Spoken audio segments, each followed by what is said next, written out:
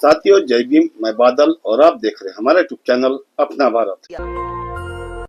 पूर्व भाजपा सांसद साध्वी प्रज्ञा सिंह ठाकुर का एक ताजा बयान मध्य प्रदेश की राजनीति में बवंडर खड़ा कर रहा है।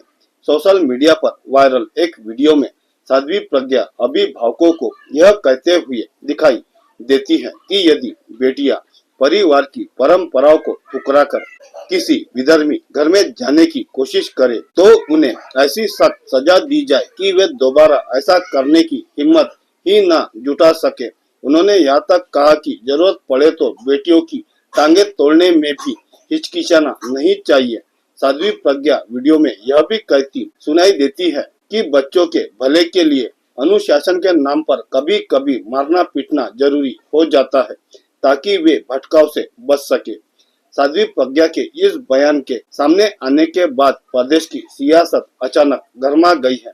कांग्रेस ने बयान को महिलाओं की आजादी, सम्मान और संवैधानिक अधिकारों पर हमला बताते हुए कड़ी प्रतिक्रिया दी है। प्रदेश कांग्रेस अध्यक्ष के मीडिया सलाहकार के मिश्रा ने साध्वी प्रज्ञा से सवाल किया कि क्या ऐसे ही दंड भाजपा नेताओं और उनके परिवारों पर भी लागू करेगी जिनके घरों में अंतर धार्मिक विवाह हुए हैं। कांग्रेस का आरोप है कि यह बयान नफरत फैलाने वाला, हिंसा को बढ़ावा देने वाला और लोकतांत्रिक मूल्यों के विपरीत है। पार्टी ने मांग की है कि इस बयान पर प्रशासन संज्ञान ले और कानूनी कार्रवाई की जाए। विवाद को लेकर महिला अधिकार कार्यकर्ताओं और सामाजिक संगठनों ने भी तीखी आपत्ति जताई है।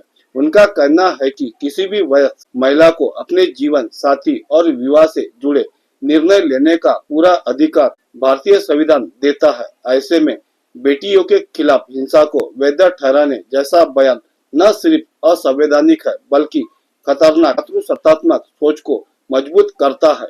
संगठनों का कहना है कि इस तरह की बयानबाजी समाज में असहिष्णुता और हिंसा की मानसिकता को जन्म देती है और युवाओं को गलत दिशा में प्रेरित कर सकती है। उनका यह भी कहना है कि जनप्रतिनिधियों को अपने शब्दों की जिम्मेदारी समझते हुए संवेदनशील और संतुलित भाषा का इस्तेमाल करना चाहिए। भारत का संविधान हर वयस्क नागरिक को यह मूल अधिकार देता है कि वह अपनी इच्छा से जीवन साथी चुने, चाहे वह चयन अंतर धार्मिक विवाह हो या अंतर जातीय। संविधान के अनुच्छेद 14 समानता का अधिकार, 15 धर्म, जाति, लिंग के आधार पर भेदभाव निषेध और 21 जीवन व व्यक्तिगत स्वतंत्रता का अधिकार व्यक्ति को अपने पसंद के साथी के साथ विवाह करने की स्वतंत्रता प्रदान करते हैं।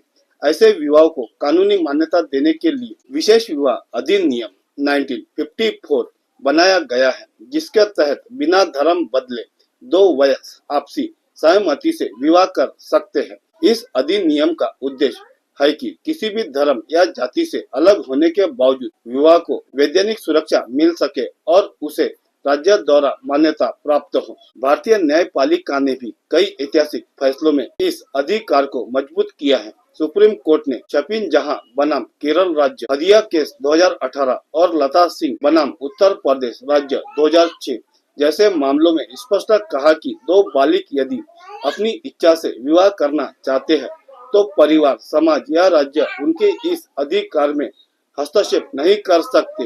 न्यायालय ने यह भी माना कि अंतर जातीय और अंतर धार्मिक विवाह सामाजिक समरसता और प्रगतिशीलता की दिशा में महत्वपूर्ण कदम है। इसलिए संविधान और कानून दोनों स्तरों पर ऐसे विवाह न केवल मान्य, वैध और संरक्षित है बल्कि किसी भी तरह की धमकी, हिंसा या जबरन रोकथाम को कानून के खिलाफ माना जाता है।